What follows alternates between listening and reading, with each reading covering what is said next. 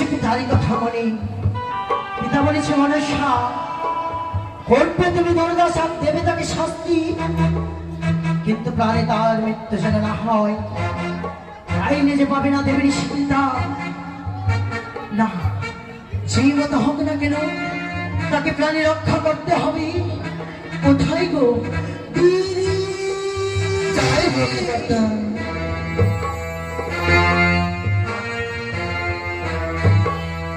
आशीर्वाद करे भगवान তুমি শুনে প্রাণ হয়ে দিদি গো। विश्वपति विश्वविदिता হবে দিদি।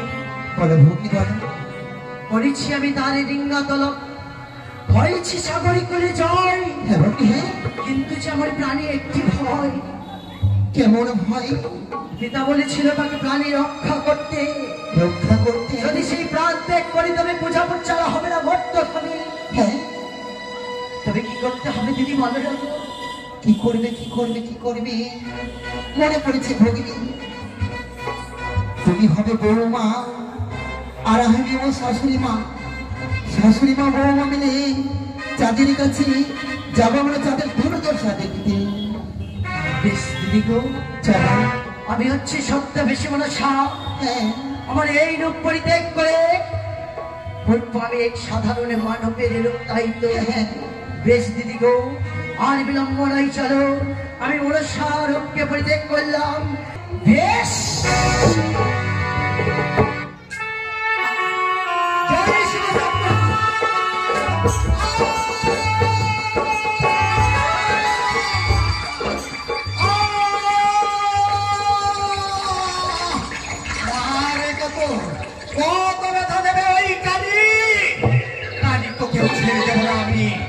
যতক্ষণ প্রাণ রয়েছে আমার ততক্ষণ পর্যন্ত আমি সাঁতার কেটে ওই সাগর বক্ষ থেকে ফিরে উঠবো।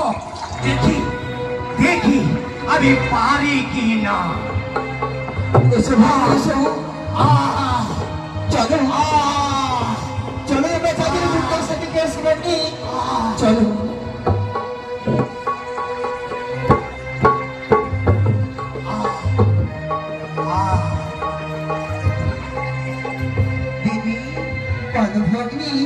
এখন আমরা দেখতে পাই চতুর থেকে সেই মূর্খ হাবুডুবু পরিস্থিতি কালিদাসের জানে। হ্যাঁ ভগ্নি হ্যাঁ কাছে চলো না দিদি। তাই তো চলো ভগ্নি। ভগ্নি হ্যাঁ ভগ্নি দেখো না কত হাবুডুবু করে সে হয়তো প্রাণ ত্যাগ করতে পারে। প্রাণ থেকে রক্ষা করতে হবে। হ্যাঁ ভগ্নি তবে কি দিয়ে বলো না গো? ভগিনী তোমারই রয়েছে ওই পুষ্পর সাথে পুষ্প, ওই পুষ্প দিয়ে তুমি তাকে রক্ষা করো। বেশ দিদি আপনার যুক্তি মতো কার্য করে যাবো। এই যে আমি কারিগরি এখনই ছেড়ে দেবো পদ্ম পুষ্প, সেই পুষ্পর সাহারায় কিনারায় যাবে, তার প্রাণে রক্ষা হবে। এই যে আমি ছেড়ে দিলাম পদ্ম পুষ্প। কি আমি দেখতে পাচ্ছি পুষ্প, পদ্ম পুষ্প। এটি কানে কানে মনে ভেবেছিস এই পুষ্প সাগর মধ্যে ফেলে সেই পুষ্পের সাহায্য নিয়ে আমি তীরে উঠব না? কখনোই না, কখনোই আমি পুষ্পের সাহায্য দেব না।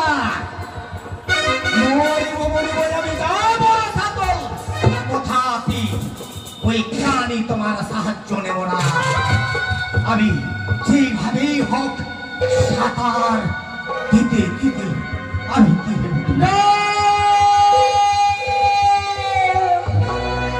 দেখো না সেই পুষ্পে করেছে অহংকারই ফেলেছে থুতু। সে যে সাহায্য নেই না প্রাণ হারা হতে পারে। তবে দিদি গো বলো বুঝেছি আমি তোমার মনের এই কথা। সেই যে ভালোবাসত কদলের বৃক্ষ, কদলের বৃক্ষ প্রাণের চাইতেও ভালোবাসা দিত কদলের বৃক্ষকে। হ্যাঁ ভগিনী তবে তার সামনে আমি ছেড়ে দেবো এক কদলের বৃক্ষ। সেই কদলের বৃক্ষ থেকে হয়তো প্রাণীকে রক্ষা করতে পারে। ছেড়ে দিলাম আমি ছলনা ভেসি, ছোট্ট ভেসি বলে সারি দিলাম কদলের বৃক্ষ।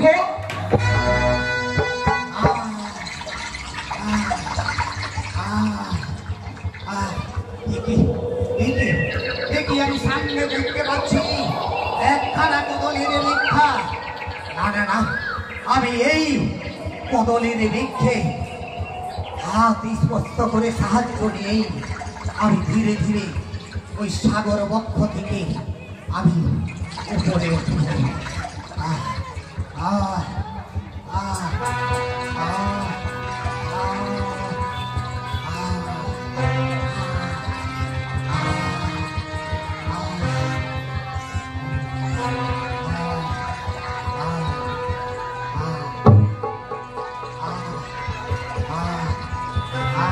দিদি গো, বলে ভগিনী।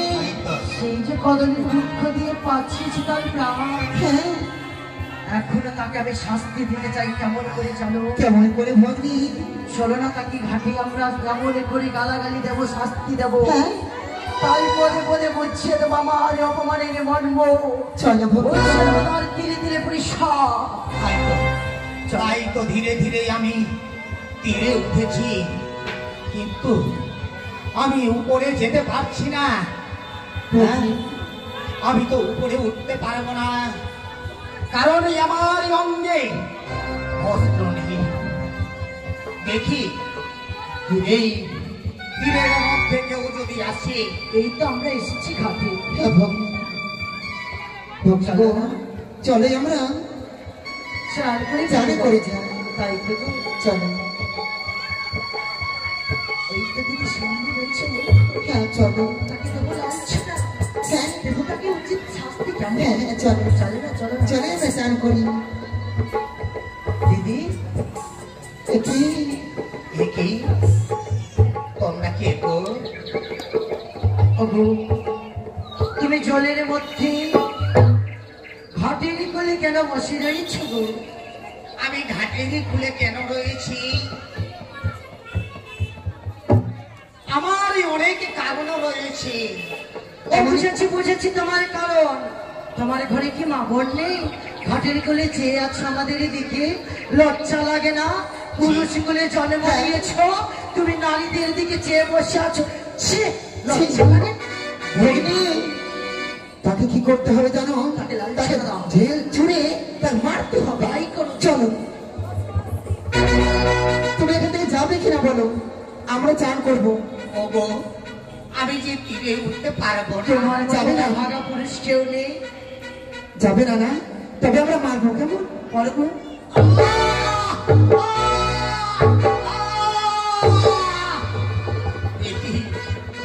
এটি তোমরা আমায় আঘাত করছো কেন? অনেক বেহায় আছে, যাই না। হ্যাঁ, নারীর হাত দিয়ে লাভ খাইতে ও পারলাই না। আচ্ছা, তবুও তোমার মার খেয়ে তাও লজ্জা হয় না? বলছি চলে যাও এখান থেকে, আমরা চান করে। ওগো, আমি যে তীরে উঠতে পারবো না। তবে কেন? কেন পারবে না? আমি আমি যে বসনহীন রয়েছি। ছি, ছি, ছি, ছি। আমি তো পূর্বেই বলেছি বেহায়া পুরুষ। ভগিনী, শোন শোন দিদি, বলো ভগিনী। তাকে পদে পদে দিয়েছি লালছনা, হ্যাঁ, তবে এমন করে শাস্তি আরো দেব। আরো দেবো, তাই চল। আমার বুদ্ধি দেখো। ওগো শুনো, যদি সত্য তোমার অঙ্গে বস্ত্র না হয়, ওই যে সামনে রয়েছে শ্মশানে ঘাট, সেখানে সকালে মরা পুড়িয়ে গেছে, অনেক শাড়ি ছেঁড়া ফেলা রয়েছে। আমরা একটু দূরে সরে যাই, তুমি সেই বস্ত্র পরিধান করে দূরে সরে যাবে, না তো মারধর করে লালছনায় এমন দেবো গ্রামের মেয়ে দিয়ে যে কোনোদিন মুখ দেখাতে পারবে না শহরে। ওগো, চলো। চলো দেখি সে শ্মশানের শাড়ি পরে যাই কিনা। তাই তো সেই মায়েরা বলে গেল সেই শ্মশান সম্মুখে রয়েছে, সেই শ্মশানের মধ্যে অনেক বস্ত্র পরে রয়েছে। আমি ধীরে ধীরে সেই শ্মশানেরই কাছে যাব, দেখি আমি সেখানে কোনো বস্ত্র পাই কিনা।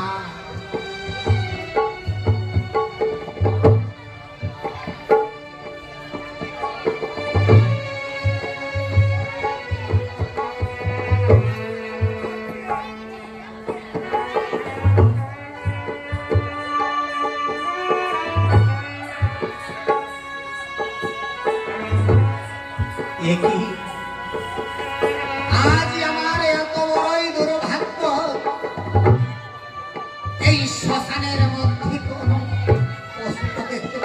না কেন? আমি কি তীরে উঠতে পারবো না? হে দেবাদিদেব মহাদেব, তুমি কৃপা করো প্রভু, তুমি কৃপা করো।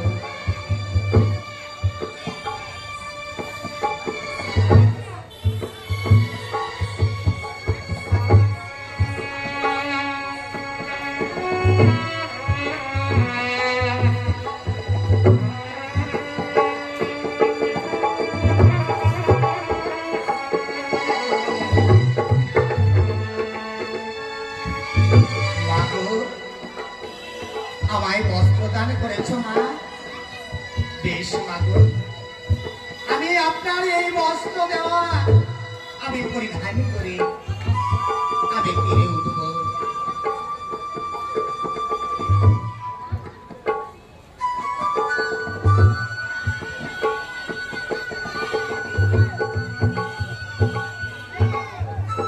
তাই তো আমি তো সর্বহারা হয়েছি, কিন্তু আমি রাজ্যে ফিরে রাজপ্রাসাদে কিভাবে যাব?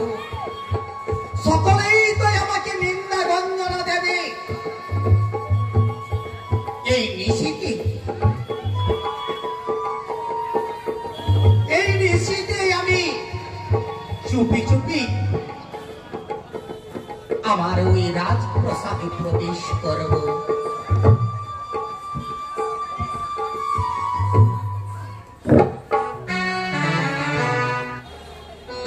স্বামী বাড়ি নেই, অনেক দিন হয়ে গেল সে বাণিজ্যে গেছে। আমার ঘরে একটি সন্তানের জন্ম নিয়েছে, তাকে আমি উচ্চ শিক্ষায় শিক্ষিত করে তুলব বলে মন্ত্রী মশাইয়ের সঙ্গে পরামর্শ করব। তাই আজ আমার মনে খারাপ ভালো নেই, আমি দাসীকে ডেকে আমি দাসীর সঙ্গে একটু বিশ্রামে যাব। কোথায় দাসী? যাই রে মা, দাসী তোমার চরণে প্রণাম হয়ে রানীমা। আশীর্বাদ করি, চির সুখী হও। রানীমা, আজ বলো রানীমা, আজ আমাদের কিসের জন্য ডেকেছো?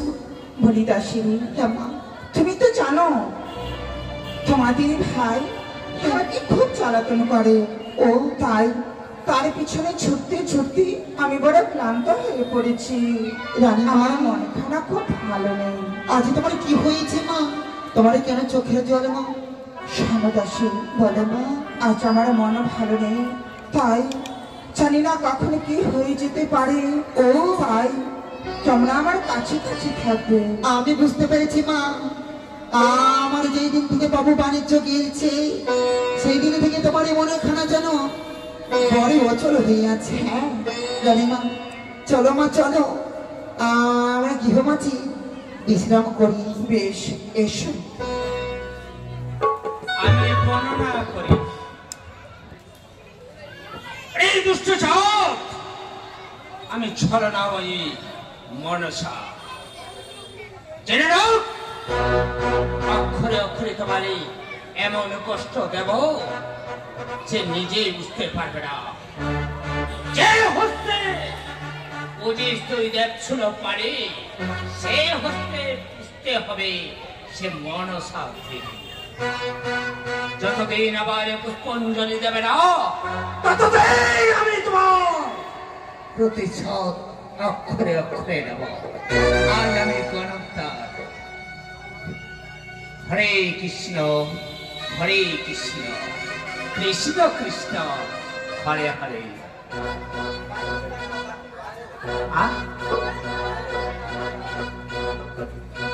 আজ আমি সেই চন্দ্রপতি সদাগরের বাড়িতে প্রবেশ করব।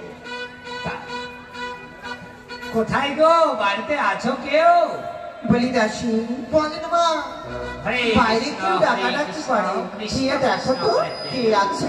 মনে হয় তো কোনো ভিখারি এসেছে, দেখি তো। হ্যাঁ, হরে কৃষ্ণ হরে কৃষ্ণ। তুমি কে গো? হ্যাঁ, তুমি কে? আমি কনকদার। ভিখারি? বলে ভিক্ষা ভিক্ষা দিতে পারবো না। ওই যে শ্মশান আছে না, শ্মশানটা ঘুরে বাড়ি চলে যাও। হরি বল নারায়ণ নারায়ণ। আমি ভিখারি না রে, তবে কে? আমি গণনা করতে জানি। তোর বিয়ে হয়নি সেটাও গণনা করে দেবো। দেখি আগে। তোর যদি ছেলে পেলে না বলি হয়, দাসী, সেটাও বলে দেবো।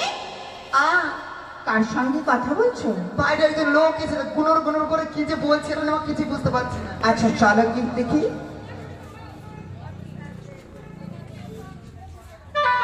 তোর যখন চেয়েছে যে নাকের প্রাণ ধরে গেল। এই তোমার এই লোকটা কি গুনর গুনর গুনর গুনর করতে যাচ্ছে।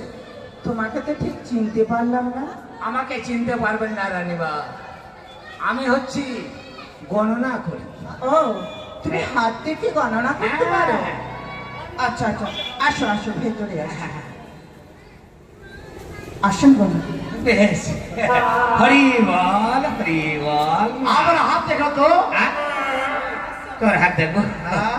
ঠিক আছে। তারপরে বুঝবো কেন দাঁত আছে।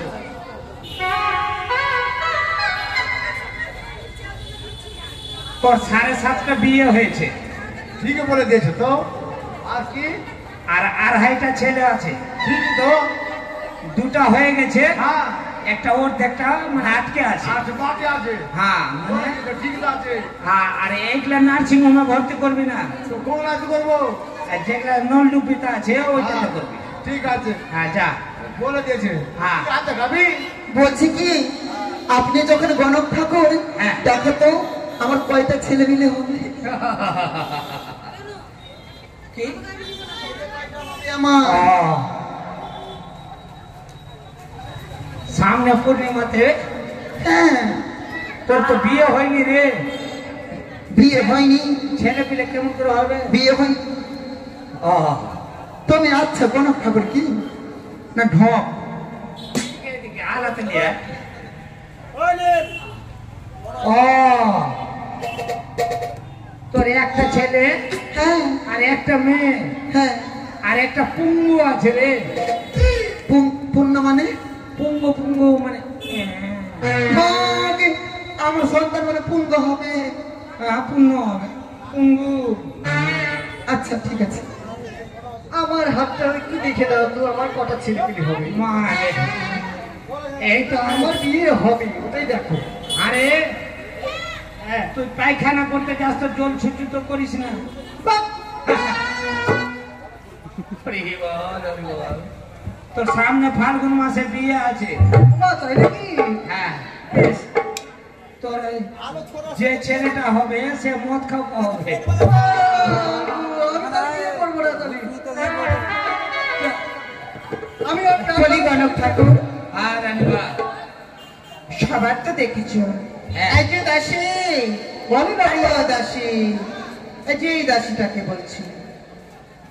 সানা দাসী, তোমার তো অনেকবার বিয়ে হয়েছে, স্বামী ছেড়ে ছেড়ে চলে যায়, এই গণক ঠাকুরের কাছে হাত দেখান তো। আর হাত দেখে হাত দেখে কি করবো? আরে তোর তো একটা করে মানে বকুরে সারি সারি বিয়া করে ভাতার ছাড়ি, সেই রকম তোর হাল রে। বিয়ে করেই চলছিস, ভাতার ছেড়ে চলছিস। তোর একটা নক্ষত্রটা ভুল আছে, ওইটা নক্ষত্রটা কাটাতে গেলে মা মনসার পূজা করতে হবে, বুঝলি? হ্যাঁ যা, সামনে শ্রাবণ মাসের শেষে পূজা করবি, তাহলে তোর বরটা থাকবে। বলি গণক ঠাকুর, হ্যাঁ সবার দেখা হয়ে গেছে, হ্যাঁ। এবার আমার হাতটা দেখো তো।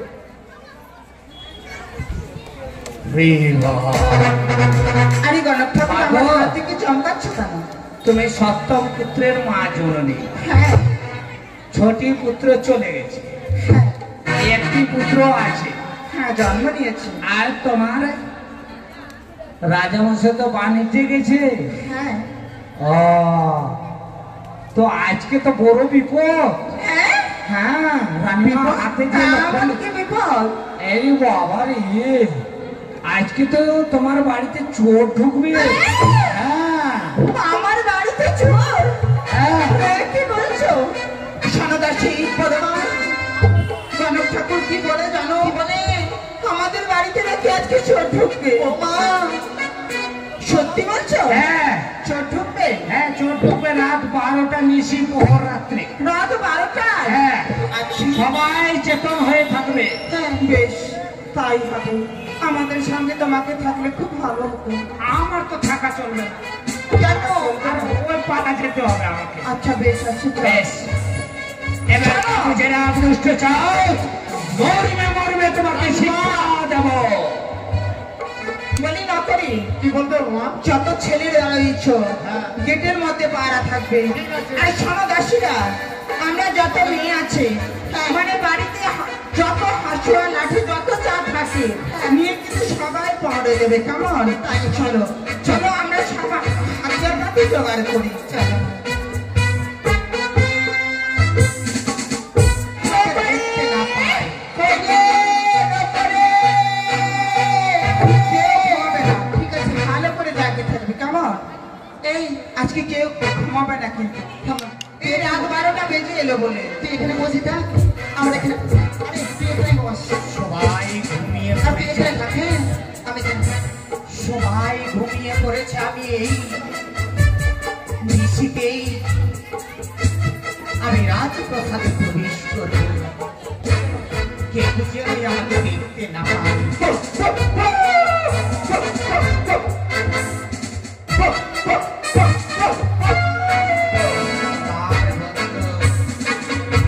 দেখি ওই পেছনের দরজা দিয়েই আমি প্রবেশ করব সেই রাজপ্রাসাদে। সবাই ঘুমিয়ে পড়েছে।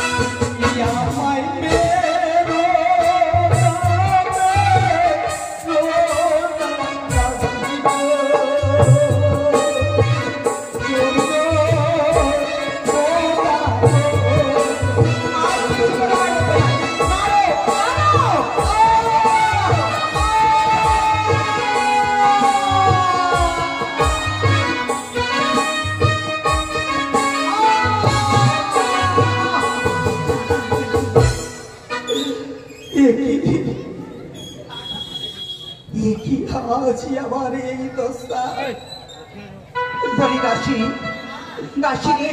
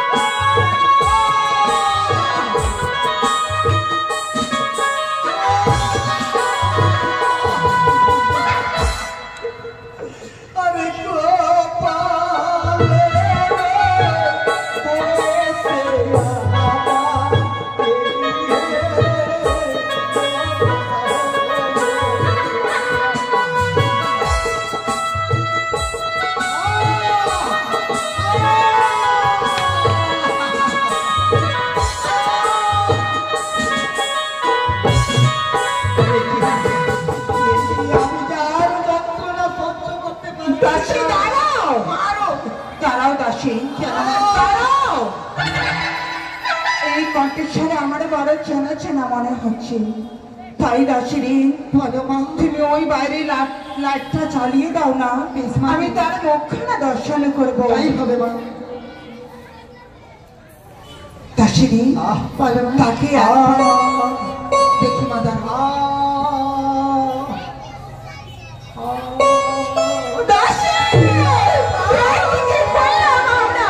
দাসী এ কি মা? এই যে তোমাদের বাবু। বাবু, হ্যাঁ বাবু, বড় ভুল করেছি। বাবু গো, ও বাবু, আমরা অনেক ভুল করেছি বাবু। আমাদেরকে নিজের সন্তান বলে মনে ক্ষমা করে দাও বাবু, ক্ষমা করে দাও বাবু। আমরা এই অনেক- অবস্থা তোমার কেন? কি করে হলো তোমার এই অবস্থা বলো? সনেকা, এই হচ্ছে আমার কপালের দোষ। আমার যে এই অদৃষ্টে লেখা আছে, বাবু, তাই তার জন্যই আজ একটি সদাগর হয়ে আজ রাজপ্রাসাদের চোরের মতো ধীরে ধীরে আমি প্রবেশ করেছি। আজ তুমি যে এসেছো, আমাকে তো ডাকতে পারতে, কেন তুমি চোরের মতো এলে বলো? আজ আমরা না চিনতে পেরে কত তোমায় আঘাত করেছি বাবু গো, সনেকা, বেশ অনেক ভুল করেছি বাবু। দাসী, তোমাদের তোমাদেরকে বেশি বাবু ক্ষমা করে দাও বাবু। এটি হচ্ছে আমার এই অদৃষ্টের লেখা। তাই তো সনেকা, বলো আমি বড় ক্লান্ত হয়ে পড়েছি। এই পরনের পোশাক সমস্ত আমি হারিয়ে ফেলেছি। চলো সনেকা, এই মুহূর্তেই আমি স্নান করে পোশাক পরিধান বেশ করব। তাই হবে। বলি দাসিনী, বলো মা। তোমার বাবুর জন্য তোমরা জল খাবারের ব্যবস্থা করো। বেশ মা। আমি তোমার বাবুকে নিয়ে গিয়ে আমি পরিষ্কার করে বস্ত্র পরিধান করাবো। বেশ মা, তাই চলো গো, হবে। চলো থাকো। বেলা গড়িয়ে এলো। ছেলেটিকে কোথায় যায়, কোথায় থাকে আমি কিছু বুঝতে পারি না। কোনো সময় আমি তাকে বাড়িতে দেখতে পাই না, সব সময় তাকে খুঁজতে হয়। না খুঁজলে না ডাকলে কোনো দিন সে ছেলে বাড়িতে থাকে না। এক ছেলে হয়েছে দুষ্টু, এত বদমাশি করলে কি পারা যায়? আমি এই বয়সে ছেলের পিছে ছুটবো না আমি নিজেকে সামলাবো বলো? বলি কোথায় রে লক্ষিন্দর? আরে লক্ষিন্দর,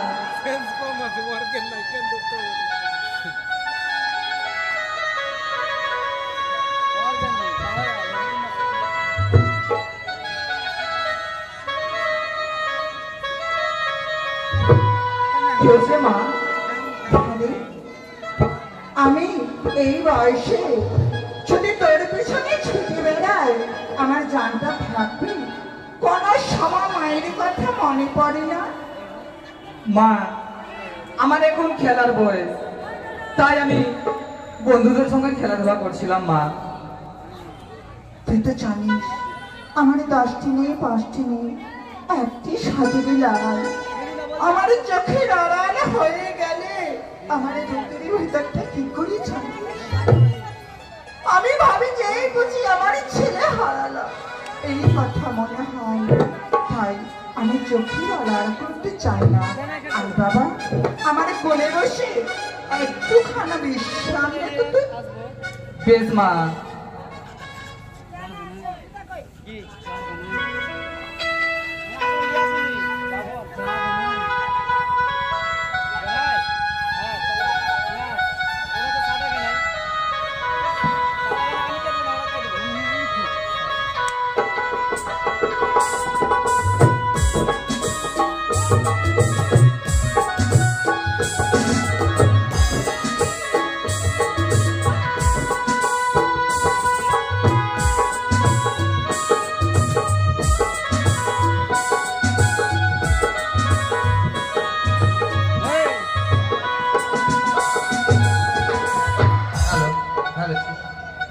তাই তো আজ বাড়িতে থেকে ফিরে এসেছি, কিন্তু সনেকাতে কোথায়? সনেকায়? হ্যাঁ কেন? সনেকা, হ্যাঁ বলো। আমি এই মুহূর্তে এই বাণিজ্য থেকে ফিরে আসলাম,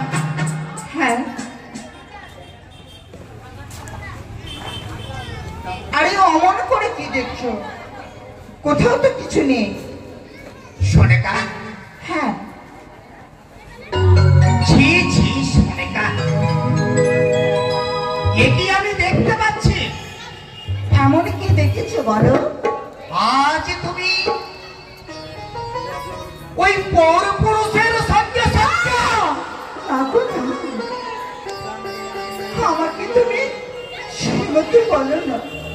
তুমি জানো না ওটি অন্য কোনো পরপুরুষে নয় গো, তাহলে ওটি হচ্ছে আমাদের সন্তান। আমাদের সন্তান, হ্যাঁ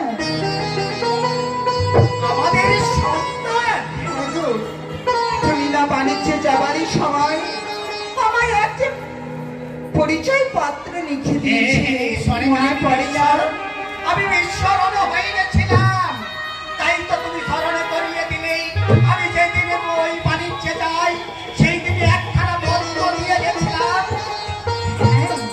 বেশ বেশ, এই তো সেই আমাদেরই সন্তান। মা, হ্যাঁ বল লক্ষ্মীন্দর। সে লোকটা কে মা? তাকে তো আমি কখনো দেখিনি। ও, আমি বলতেই ভুলে গেছি।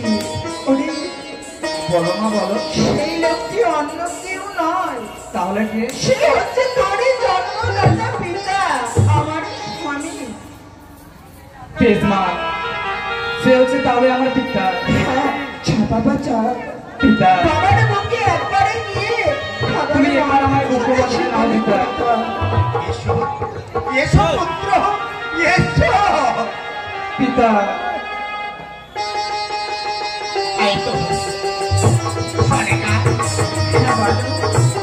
আমি তো রাজপ্রাসাদে ছিলাম না, হ্যাঁ, কিন্তু আমার সন্তান বড় হয়েছে।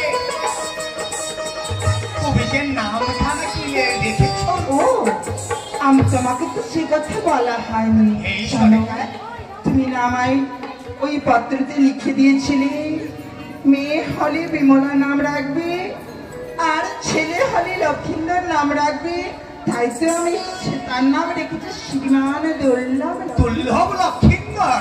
সোনিকা, উত্তম নাম, উত্তম নামে আমার সন্তানে।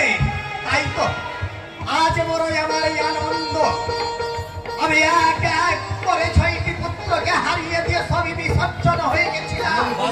তাই তো মনের দুঃখ আজ আমার দূরে হয়ে গেছে। আমি পেয়েছি একমাত্র সন্তান দুর্লভ লক্ষিন্দর। হ্যাঁ, তাই ছেলে দিন দিনে বেড়ে উঠেছে, উচ্চ শিক্ষায় শিক্ষিত করতে হবে। আমাদের এত বড় রাজ্যত্ব, যদি আমি তাকে উচ্চ শিক্ষায় শিক্ষিত না করি তবে আমাদের রাজ্যকে যারা দেখে দেখাশোনা করতে ভালো। সোনিকা, তুমি কি তাহলে আমার পুত্র দুর্লভ লক্ষিন্দরকে পাঠশালায় ভর্তি করনি? না গো, আমি মাস্টারমশাইয়ের সঙ্গে দেখা করে কথা বলেছি, ছেলের বয়স 5 বছর না হলে ভর্তি নেবে না। বেশ, বেশ। তাই 5 বছর পূর্ণ হয়ে গেছে, এবার পাঠশালায় ভর্তি করতে হবে। ঈশ্বরেকার তুমি চিন্তা করো না, আমি এই মুহূর্তে মন্ত্রীবরকে ডেকে আমার দুর্লভ লক্ষিন্দরকে সেই পাঠশালায় ভর্তি করে দেব। তাই তো বেশ, কোথায় কোথায় মন্ত্রীবর? মন্ত্রীবর, বেশ মহারাজ, আমায় ডেকেছেন মহারাজ? এই মন্ত্রীবর, বলুন মহারাজ। আমি ডেকেছি কেন? আমি বাণিজ্যে যাওয়ার পরেই আমার পুত্র সন্তানকে পেয়েছি। আমি তো আপনাকে এই রাজপ্রসাদে দায়িত্ব দিয়ে গেছিলাম, কিন্তু আজ আমার পুত্র বড় হয়েছে, তাই তো তাকে পাঠশালায় ভর্তি করতে হবে। মন্ত্রীবর, মন্ত্রীবর, আর বিলম্ব নেই, এই মুহূর্তে লক্ষিন্দরকে নিয়ে পাঠশালায় গিয়ে ভর্তি করে এসো। তাই আপনার পুত্র দুর্লভ লক্ষিন্দরের উপযুক্ত বয়স হয়েছে, তাই লেখাপড়া করে সে সুশিক্ষিত হয়ে বড় হবে, তাই না? বেশ মন্ত্রীবর, তাই বিলম্ব নয়, অবিলম্বে আমি পাঠশালায় গিয়ে তাকে ভর্তির ব্যবস্থা বেশ বেশ করছি মহারাজ। মন্ত্রীবর, এই মুহূর্তেই পাঠশালায় নিয়ে গিয়ে ভর্তি করে এসো। পিতা গো, আমায় দু হাত তুলে আশীর্বাদ করো, যেন আমি পড়াশোনা করে সেই মানুষ হতে পারি। এই লক্ষিন্দর, আমি 2 হাত তুলে আশীর্বাদ করি। আমার এই আশীর্বাদ থাকবে সুন্দর করে লেখাপড়া করে উচ্চ শিক্ষায় শিক্ষিত হও, যেন আমার এই রাজপ্রসাদ তুমি চালাতে পারো। বেশ পিতা। বলি লক্ষিন্দর, হ্যাঁ মন্ত্রী কাকু। আর বিলম্ব নয়, চলো অবিলম্বে তোমায় সেই পাঠশালায় ভর্তি করি। বেশ চলো।